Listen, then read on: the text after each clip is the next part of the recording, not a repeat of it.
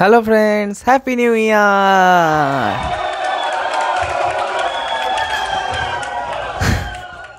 তো নতুন বছরের প্রথম ভিডিও এবং ভিডিওটা খুবই হ্যাপি হতে চলেছে, কারণ কি যেরকম একটা আপডেট আমরা পেয়েছি সেটা দেখে পুরো ভাই ছাদ উড়ে গেছে।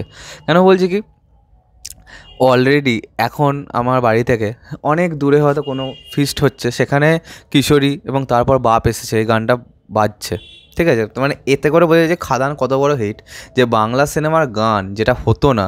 ঠিক আছে, প্রথমে ওই বহুরূপীর প্রীতি কাঁঠালের আটা ওই গানটা, ঠিক আছে, তারপরে কিশোরী, তোর বাপ এসেছে, এই গানগুলো মানে কতখানি মাসেসের সাথে মিলিয়ে গেছে, মানে অ্যাসোসিয়েট করছে মাসেস।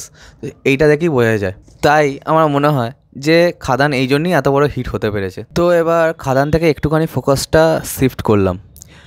রঘু ডাকাত বাংলার সব থেকে বড় সিনেমা, সেটা কিন্তু অ্যানাউন্স হয়ে গেছে। এর আগে 2021 সালে কালী পুজোর দিনে রঘু ডাকাত অ্যানাউন্স হয়েছিল, কিন্তু তারপর কেটে গেছে প্রায় 3.5 বছর। তার মাঝখানে অনেক জল গড়িয়েছে।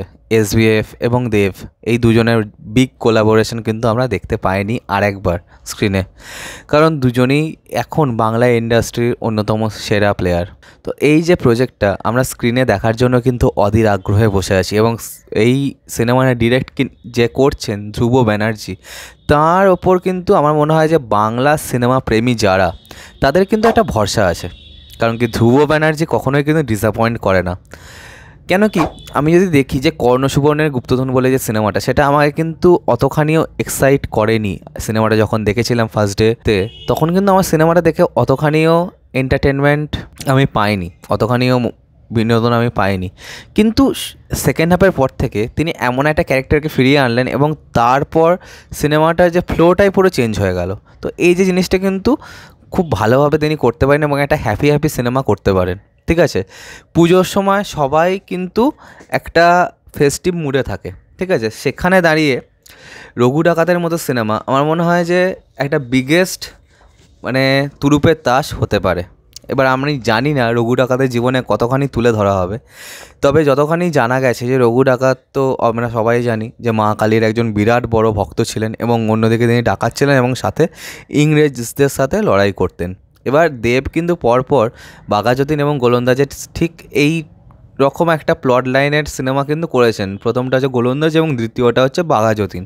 তবে বাঘাযতীন আমার কখনোই মনে হয় না যে একটা পুজোর সময় আসার মতো সিনেমা ছিল, কিন্তু আমার মনে হয় রঘু ডাকাত মানুষ কিন্তু খুবই মজার সাথে এনজয় করতে পারেন। আমার মনে হয় কেন একটা গাট ফিলিং, একটা মন থেকে বলছে যে একটা মা কালীর কিন্তু গান থাকবেই সেখানে, একটা মানে চরম একটা কোরিওগ্রাফড একটা ডান্স নাম্বার কিন্তু আমরা মনে হয় পেতে পারি। দেব, যার খাদান এখন এত বড় বক্স অফিস করেছে, তারপর কিন্তু এসবিএফ এই প্রজেক্টটা কিন্তু অ্যানাউন্স করলো, কারণ তারা দেখে নিল যে মার্কেটের সাইজ কীরকম এবং মার্কেটের রিটার্ন কীরকম আছে।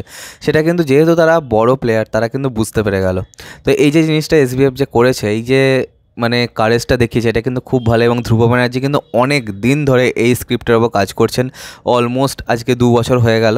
2 বছর ধরে কিন্তু তিনি এই স্ক্রিপ্টের ওপর কাজ করছেন। এবার দেখা যাক, যে তিনি বারবারই বলেছেন রঘু ডাকাত যখনই হবে বড় করে হবে। তো এবার দেখা যাক যে কত বড় করে হয় রঘু ডাকাত। এবং আমার এই যে পোস্টারটা, যেটা ফার্স্ট লুকটা এনেছে, সেটা কিন্তু দেখতে কিন্তু দুর্ধর্ষ লাগছে।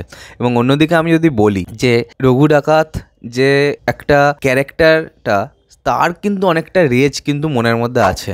তো সেই যে জিনিসটা কিন্তু এখানে খুব ভালোভাবে এক্সপ্রেস হচ্ছে। কিন্তু অন্যদিকে আমি যদি দেখি যে বাঘাযতীনের যে একটা সাধুর লুক এসেছিলো, সেইটাও কিন্তু অনেকটা ক্লোজলি সিমিলার। তবে আমার একটা জিনিসে একটুখানি হলো ডাউট হচ্ছে, যে দেবের যে চোখটা যেটা দেখে আমরা দেখছি এখানে এই পোস্টারের মধ্যে, সেটা কি আদেও দেবের চোখ, নাকি ওটা ভিএফএক্স দিয়ে করা? মানে আমার যেন ওইটা ঠিক অথেন্টিক মনে হচ্ছে না। আজকে দেবের বিভিন্ন সিনেমার চোখের যে শটগুলো, সেগুলো আজকে সোশ্যাল মিডিয়ায় ঘোরাঘুরি করছে, সেরকম দেখছিলাম, কিন্তু দেখে যেন মনে হচ্ছে যে ওইটা অতটাও ঠিক জেনেরিক লাগছে না। তোমাদেরও যদি এরকম ব্যাপার মনে হয়ে থাকে, তাহলে please you guys can comment it down. তো চলো, আজকে আমাদের ভিডিওটা এখানেই শেষ করলাম। কমেন্ট করে জানাও যে তোমাদের কেমন লেগেছে এই আপডেটটা, এবং পোস্টারটা দেখে তোমরা কতটা উচ্ছ্বসিত। আর সাবস্ক্রাইবটা প্লিজ করে দাও, যাতে আমার সাথে তোমাদের আবার দেখা হয়। Bye bye.